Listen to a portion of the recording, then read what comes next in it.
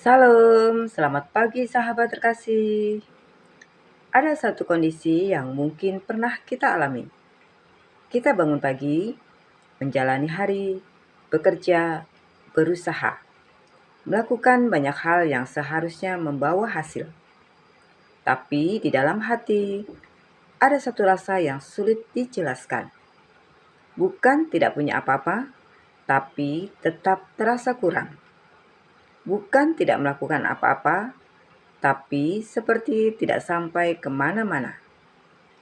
Hari ini, firman Tuhan tidak langsung menyuruh kita berbuat lebih banyak, tapi justru mengajak kita berhenti dan melihat hidup kita dengan jujur. Mari kita membaca Hagai 1 ayat 5-6. Oleh sebab itu, beginilah firman Tuhan semesta alam. Perhatikanlah keadaanmu. Kamu menabur banyak, tetapi membawa pulang hasil sedikit. Kamu makan, tetapi tidak sampai kenyang. Kamu minum, tetapi tidak sampai puas.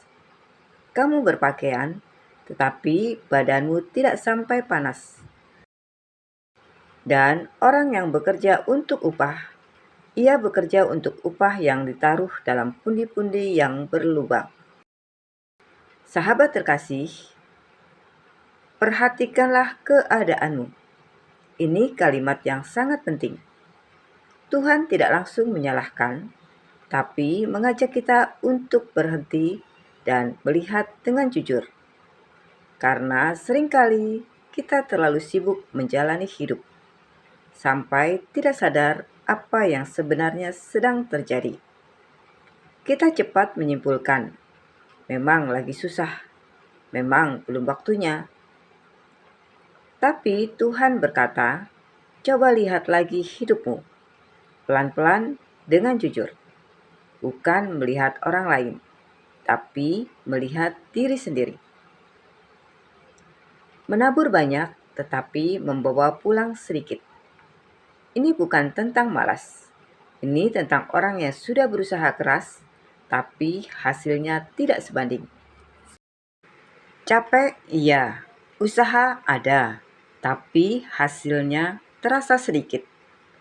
Secara rohani, ini bisa terjadi saat kita melakukan banyak hal, tapi tidak semua yang kita lakukan searah dengan Tuhan.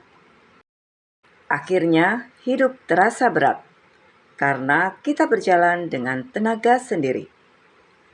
Makan, tapi tidak sampai kenyang. Ini bukan soal makanan, ini tentang kondisi hidup. Sudah ada yang didapat, tapi tidak memberi rasa cukup. Seperti orang yang punya pekerjaan, tapi tetap gelisah. Punya penghasilan, tapi selalu merasa kurang. Punya pencapaian, tapi tidak merasa lega. Ada sesuatu yang tidak terpenuhi, meskipun secara luar terlihat cukup. Minum, tetapi tidak sampai puas. Ini berbicara tentang keinginan yang tidak pernah selesai. Kita mencoba banyak hal untuk merasa lebih baik, lebih sukses, lebih stabil, lebih diakui.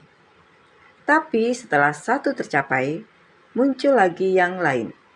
Dan akhirnya kita terus berlari, tanpa pernah benar-benar merasa cukup. Sahabat terkasih, kalau kita lihat konteksnya, umat pada waktu itu sibuk membangun rumah mereka sendiri. Tapi rumah Tuhan dibiarkan terbengkalai. Artinya sederhana, mereka fokus membangun hidup mereka, tapi Tuhan bukan yang utama. Dan ini bisa terjadi juga dalam hidup kita. Kita tidak meninggalkan Tuhan sepenuhnya, tapi Tuhan tidak lagi jadi yang pertama. Sahabat terkasih, ada seseorang yang hidupnya sangat teratur. Setiap hari dia bangun pagi, langsung sibuk dengan pekerjaan. Target demi target dia kejar. Dia bukan orang yang malas, dia bertanggung jawab. Dia melakukan apa yang seharusnya dilakukan. Tapi beberapa waktu terakhir, dia mulai merasa lelah dengan cara yang berbeda. Bukan karena kurang istirahat, tapi karena hidupnya terasa berat dari dalam. Dia mulai bertanya, "Aku sudah jalan sejauh ini, tapi kenapa rasanya seperti tidak sampai kemana-mana?" Sampai suatu hari, dia sengaja berhenti sejenak. Tidak buka HP, tidak langsung mulai aktivitas. Dia duduk, diam, dan mulai berdoa. Sesuatu yang sudah lama tidak dia lakukan dengan sungguh-sungguh.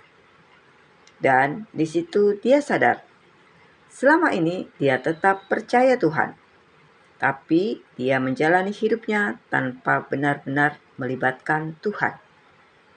Sejak hari itu, dia tidak langsung mengubah semuanya, tapi dia mulai dari satu hal sederhana. Dia memberi waktu di awal hari untuk Tuhan. Beberapa menit saja, tapi konsisten. Dan perlahan, bukan hidupnya yang langsung berubah drastis, tapi cara dia menjalani hidup mulai berbeda. Yang dulu terasa berat, jadi lebih ringan dijalani. Yang dulu membuat gelisah, tidak lagi sekuat itu. Dan dia mulai merasakan hidupnya mulai punya arah. Sahabat terkasih, firman Tuhan hari ini tidak berkata, lakukan lebih banyak, tapi berkata, lihat hidupmu. Mungkin kita tidak salah jalan, tapi kita berjalan tanpa arah yang benar. Hari ini, mari kita tanya pada diri sendiri. Apakah Tuhan masih jadi yang utama dalam hidup kita? Atau hanya bagian kecil di sela-sela kesibukan kita? Apakah kita mengejar banyak hal, tapi jarang melibatkan Tuhan?